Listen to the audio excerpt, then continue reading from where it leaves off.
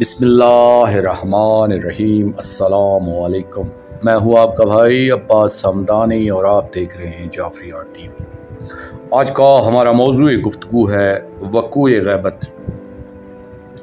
دوستو، جب مطلع ولایت کے بارے میں تاجدار اجر اللہ فرج شریف نے غیبت کبریٰ اختیار فرمائی تو مومنین بہت پر امید تھے، کیونکہ انہوں نے یہ حدیث پاک سنی ہوئی تھی کہ جب تمہارے شہنشاہ معظم اجر اللہ فرج شریف اس دار ظالمین سے غیبت اختیار فرمائیں تو فرج و کشائش کی توقع رکھنا۔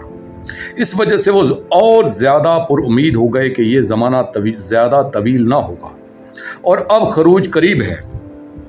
ان کی امیدیں گویا پھر سے جوان ہو گئیں۔ نئی بات تھی، جوش و جذبہ جوان ہو گیا تو مومنین میں جذبات کی ایک نئی لہر موجزن ہو گئی، اور دن رات یہی خیال رہتا تھا کہ بس اب کوئی دیر نہیں، خروج کا اعلان ہوا ہی چاہتا ہے۔ وقت وہ جلاد ہے جو جملہ کیفیات کو اپنی طوالت کی تیغ سے بے دریغ قتل کرتا رہتا ہے اور سارے جذبوں کو فنا کے گھاٹ اتار کر ہی دم لیتا ہے۔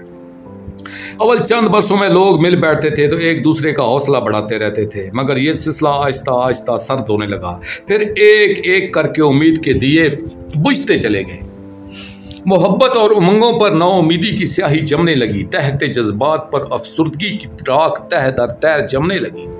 مایوسی کی خزاں نے خوشگوار مستقبل کے خوشنما پھولوں کو مرجھا دیا، اور مومنین ایک ایک کر کے غفلت کا لحاف اوڑھ کر سوتے چلے گئے، اور آہستہ آہستہ سارے لوگ بھول گئے کہ ہمارا بھی کوئی امام تھا۔ منتظرین کی ایک نسل انتظار کرتے کرتے دنیا سے گزر گئی، اور اگرچہ انہوں نے آنے والی نسل کو اپنے مکمل جذبات و احساسات وراثت میں منتقل کرنے کی پوری کوشش کی، مگر زیادہ حصہ وہ اپنے ساتھ ہی لے گئے۔ البتہ یہ ایک بہترین رسم بھی چھوڑی کہ اپنا مال خمس اور حسب توفیق تحائف وہ اپنے پسماندگان میں سے جس کو امین سمجھتے تھے اس کے حوالے کر جاتے تھے کہ اگر تمہاری زندگی میں ہمارے مولا اجر اللہ فرج شریف تشریف لائیں تو انہیں ہماری طرف سے یہ ان کا مال اور تحائف پیش کرنا۔ اس طرح ایک دو نسلیں اور گزر گئیں۔ پھر کیا ہوا؟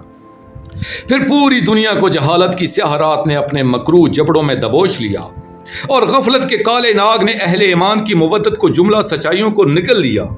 محبت کی لطیف شبنم تمازت وقت سے بھاپ بن کر اڑ گئی، مودت کی شمع پگھل کر جم گئی، انتظار کے محل کنڈرات میں بدل گئے، پر امیدیاں بوسیدہ قبروں کی شکل میں بھرنے لگیں۔ پھر انسان سب کچھ بھول گیا۔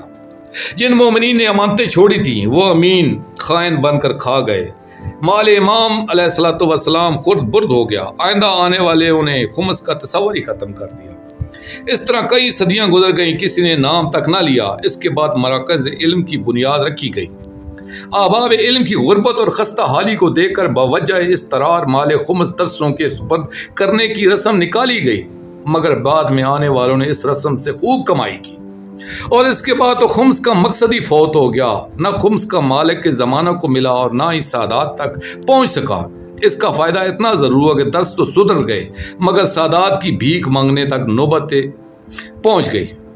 دوستو، آخر میں شکریہ ادا کروں گا اپنے مرشد کریم السید محمد جعفر الزمان نقوی البخاری سرکار دامِ اللہ تعالیٰ کا یہ مضمون میں نے ان کی کتاب معدن العصمت سے پیش کیا ہے، اور آخر میں اپنے پاک شہنشاہ کی بارگاہ میں التجا کریں گے۔